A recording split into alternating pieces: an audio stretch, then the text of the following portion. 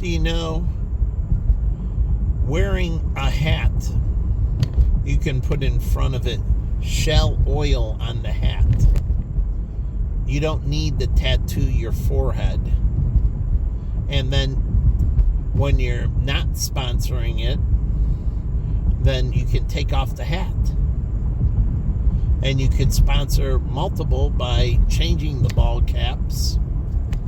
And you don't have to tattoo your body to show a sponsor.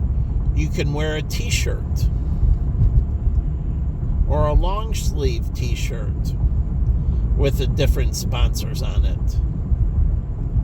So again, you don't have to do that. And if you want, there's swim trunks. You can wear like Body Glow on the swim trunks. That's a brand, but if you're promoting something, you can put it on the swim trunks. So again, why would you put it on your skin when you have this attire that you put over your skin that you can put the brand on and you can switch between brands? So I don't know, some kid is, selling space on his forehead. Why would I ever buy that? Wear a baseball cap or wear a sun visor if you want the top of the head to get sun. Wear a sun visor. So again, I don't understand any of this stuff, that they would do any of this stuff to promote things. And I don't understand tattoo people. Why don't they just get into graphic design? Because that's what they're in. They can create all kinds of t-shirts. And so people can wear all kinds of long sleeve t-shirts. And you can make them really thin for the summer. Like even in hot weather, you can wear a long sleeve t-shirt if it's really thin and really breathable. And it can have all kinds of different graphics on it. I have some great graphic shirts that are religious that I just bought. One that fits and the others are small for me, which sucked. But they have some incredibly great graphics. And I can switch between them. Don't people get tired of wearing the same tattoo every day? Doesn't it get boring? Truly. I mean, I don't understand. Don't they want to switch up and not putting it on your skin and putting it on the t-shirt or whatever? You get to change up. And you can even make the same graphic. You get to change the color of the graphic. So you can have one shirt that the graphics red, and another shirt the same graphics white, and another shirt the same graphics black, and another shirt the same graphics purple, or whatever color combinations, and you can do all kinds of things. So again, why would you put it on your skin? And all that stuff doesn't make sense. And then women, you can put stuff on your manicured nails or your toenails. So again, and then you take off the nail polish, it goes away, and you can put a different design on. And I do like French pedicures. Women with French pedicures are kind of, that two-tone looks really nice. But again, I don't understand any of this. So why would you want to destroy your flesh? People spend a lot of time taking care of their skin. It's the largest organ on your body. Your skin is an organ. It's an external organ, but it's still an organ. And it's the largest organ on your body. So, would you want to put a tattoo on your liver? So, why would you put a tattoo on your skin? So I don't understand this stuff. I don't understand their, like, my one nephew, Larry, got a tattoo on his back, and I was just floored. Why would you ever get that? But, again, he got influenced by some not good people. So, again, I don't understand that. Why would you want to do that? I love Bazooka Joe's, and you wet it and you put it on your hand, and it had a little tattoo, and then it just washes away. And then I could put another Bazooka Joe, as a bubble gum that had a little tattoo thing that you can make tattoos on your hand. And they just wash away, but it was fun. I like Bazooka Joe. I used to chew a lot of Bazooka. Truly, a lot of Bazooka gum. And I like Big League Chew. I used to like that. It's shredded bubble gum. You have these long strings of bubble gum, but they're thin. It's supposed to look like, the chew that, tobacco chew that the athletes put in their mouth, but it's actually, I like Big League Chew. It was fun. I like blowing bubbles with bubble gum. That's why they call it bubble gum, because you can blow a bubble with the bubble gum. So if you don't know, that's why they call it bubble gum. So it was fun to blow bubbles, but no one blows bubbles with bubble gum anymore. And then it pops, and then you chew it again, and you can make another bubble. And so it was really fun that way as well. But everybody's taking the fun out of things. And Cracker Jack, I used to like the little book they put in the Cracker Jack. That was fun. I always looked for it. And it was in a little plastic thing, and you open up the plastic and you open up the book. But I liked it a lot, but I hate it when things got a little bit tougher for Cracker Jack. Cracker Jack used to sell at Cub Stadium. I used to always buy Cracker Jack. It's caramel-colored popcorn in a box with nuts. But I stopped buying Cracker Jack because they cut down on the amount of nuts, because they were, running into a little bit of a hard time, and you had less nuts in the box, and I was like, that's bullshit. But Cracker Jack was the only candy that I know of that was popcorn in a box. And you think they would sell Cracker Jack at the movie theater. It would be natural, the caramel corn in a box with nuts. But they can come out with some newer versions besides just caramel corn with Cracker Jack. But I like the popcorn and nut combination. How many movie theaters offer popcorn and nut combination? There's Nuts on Clark, which on Clark Street in Chicago. I like Nuts on Clark. It has all kinds of different nuts. And putting nuts in with popcorn, truly, it's like granola per se. But it's popcorn and different nuts. And so it helps with the carbohydrates with the popcorn, the nuts do, and it gives you good fatty acids and everything, omega-3s and that. And so it's more concentrated fiber. But again, I don't understand why they don't sell Cracker Jack at the movie theater in the little box. And I miss Cracker Jack at the ballpark. The Cubs still sell Cracker Jack.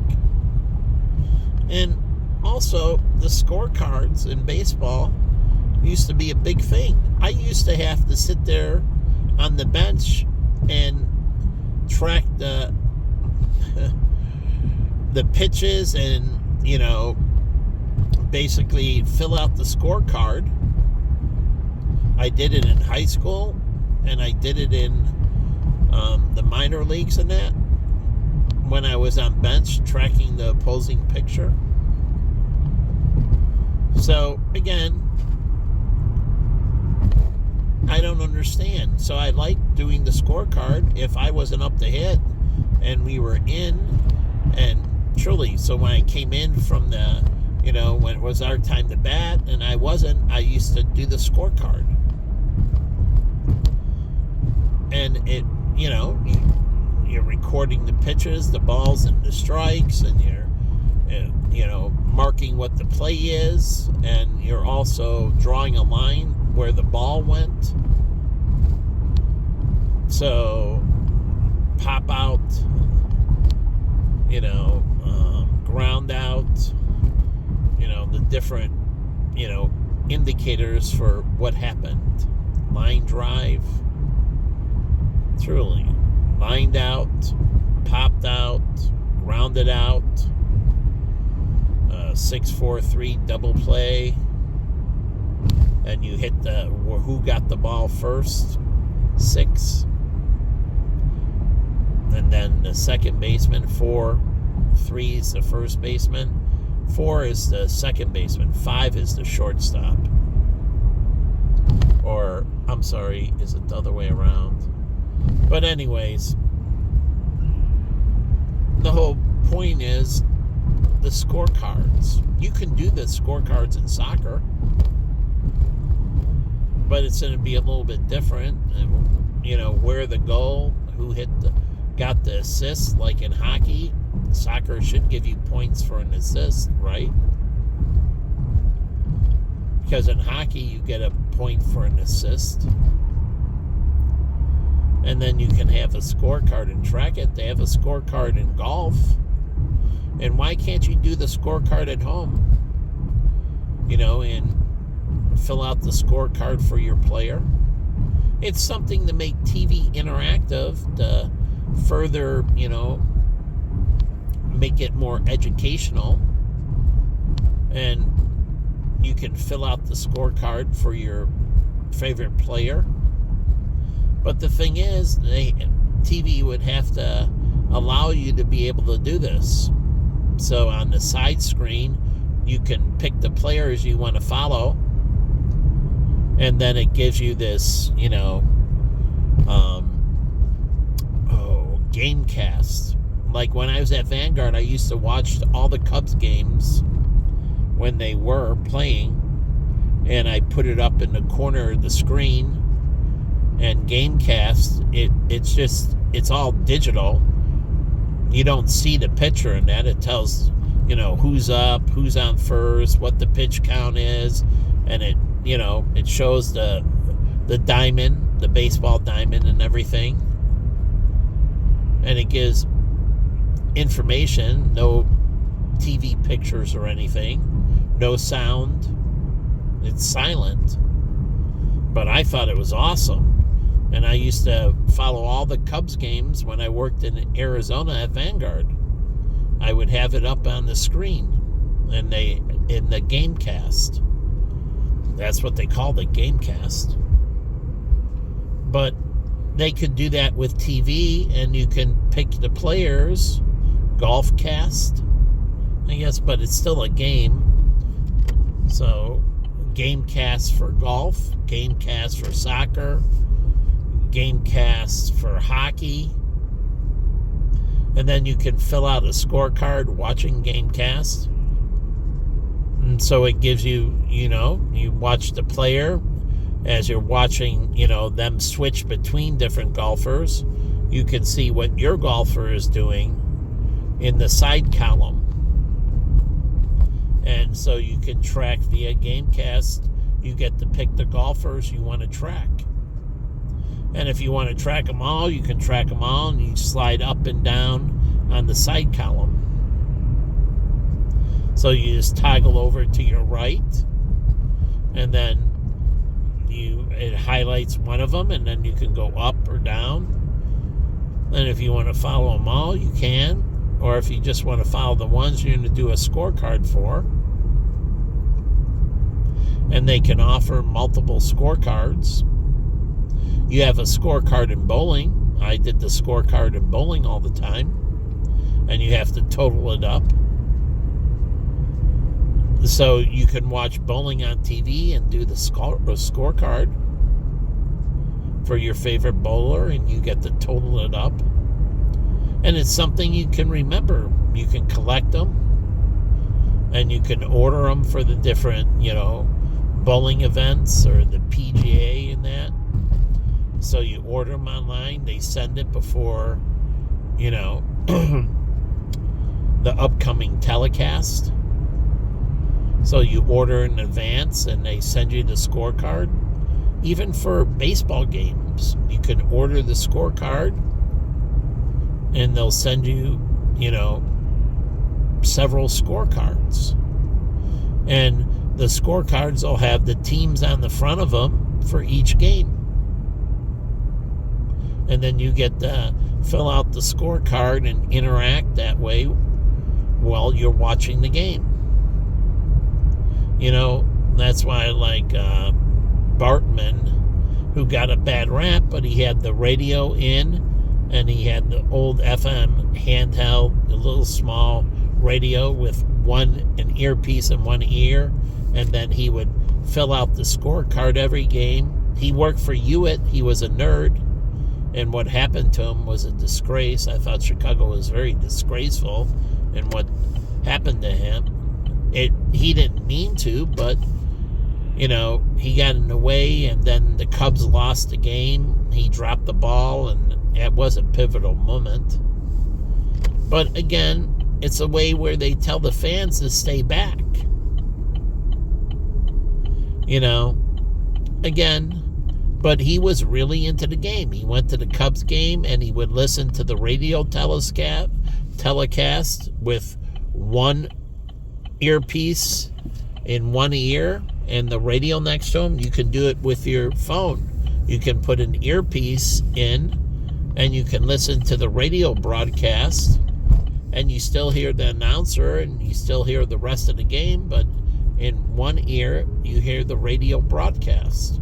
You can do it at football games and listen to, I don't know what the Bears are on anymore. Used to be 780, or are they on the Score? And so the Score I'm listening to right now, and they can be innovative and say, hey, listen to our game casts of these different things, different games. So they can come out with ones for the Olympics where you can track the different bobsled or different skiers. I mean, they have to be innovative, but again, you're trying to create this deeper connection that moves you from a commodity to a personal interaction. People are more deeply invested in it. So it's just something to think of. But the whole point is getting it away from, because, everybody preached the idiot box. That's what they called TV. Don't want to grow up to be an idiot. Don't watch too much TV. Get away from that idiot box. That's what they called TV, the idiot box. So, again, having good educational format and everything, but doing things that engage them and make them so the announcers are talking, and all you people that are doing their scorecards, as a classic 6-4-3 double play.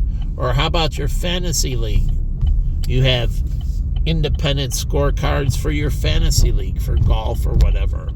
And you want to chart the performance of your, how many catches your fantasy guys got. And so on the side of the TV, like for Sundays, you can check off, the different players around the league, the different wide receivers or running backs or quarterbacks. Now, they have to, in the fantasy league, they have to include defense And so how many tackles somebody has, if the defense recovers a fumble or gets an interception. They need to get the defensive side of the ball into the fantasy league too. It's all offense, no defense. They need to, do the defensive side of the ball. So, your player has, 3 sacks or a sack and, 3 tackles and 1 knockdown, batted ball. Truly, 1 deflected ball, 1 knockdown. That means the football was thrown and he knocked it to the ground. And so they have to figure out in the fantasy league how they're going to include the defensive side of the ball. It's all offensive oriented. They want to include the other side of the ball to strengthen the fantasy league. But you can have a scorecard at home and track it. Even you can have a digital one on your phone. But you're looking at it and entering the data yourself. And that's where the Samsung, the little pen, the stylus comes in, and you can, tap areas and, check off things. So the stylus is really good to do that and fill out a virtual scorecard on your phone while you're watching the game. So again, they have to figure out these integrations between the phone and the TV, like to create a deeper connection, a more involved connection. And it's something that, needs to evolve, and it needs to further individuals. So it can't just be mind melting, mind numbing. So they have to figure out how they can improve this to benefit mankind more and further them. So it's something to think about. It's the same way with radio. They're going to have to figure out how to bridge the medium a little bit more. So calling into stations, okay, so can I put the Score app and just say, okay, Google, call the Score? Why can't I do that? Or, okay, Google, call WGN. This way, somebody can be in the car and they can call in, like, we want callers for this or that, and they can just say, okay, Google, and it's the Score 670 working with Google to integrate it into their personal assistant, their voice command, or a Bixby, which is Samsung's. And, I don't know why Samsung is building out its own personal assistant. It should be integrating it so it's Google that's used on Samsung is different than the Google personal assistant that's used on LG or Apple phones. I'll just say LG, and it's Google Assistant for Samsung is different than Google Assistant for LG. And they should be looking to build it out that way instead of having a Bixby that now competes with Google Assistant. And I didn't understand why Samsung wasted their money doing that. But again, I guess if they want to integrate it, but Google can build out the software and everything for their, the Samsung appliances and the Samsung refrigerators and washers and dryers and other things. So again, there's lots of opportunity for Google, and they need to figure out how to bridge this with the radio. Like I said, using the voice activated assistant to be able to call in, or I can say, okay, Google, there's a B90, a score 670 poll, and it says, we'll like to answer certain poll. Just tell your Google Assistant to pull up the score Bears poll. And we want to know, what you think of Caleb Williams' performance. Do you rate it high, low, medium, high, or whatever? But the Google Assistant will pull it up and it'll read you the survey, and then you can just answer back. So they're going to have to figure out how to bridge the gap. It can't be long. It can't be too involved. Because if it's really involved, that's when you get distracted driver. But if it's really short and everything, then you don't get this distracted driver. Because if they have to think, the more they have to think about it, the more distracted they are. The less they have to think about it, the less distracted they are. So, again, when you're doing call-in, they should tell you, are you in a car and are you driving? Okay, that's fine. And then they keep the interaction more dumb it down, per se. Not going to ask you like, Eric and Kathy say, and you're calling from a car, because that's what the call screener asks. Are you calling from your car? And basically, they're in a, not get into a very sophisticated conversation with you. So that keeps it from getting very distracting. They're going to keep it very high level,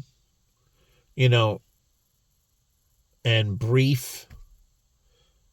But if you're calling from home and you're listening to it on Alexa, and you can just tell Alexa, integrating your cell phone in with Alexa when you're home, and you just tell Alexa speaker to call the score, and you don't have to pick up your phone.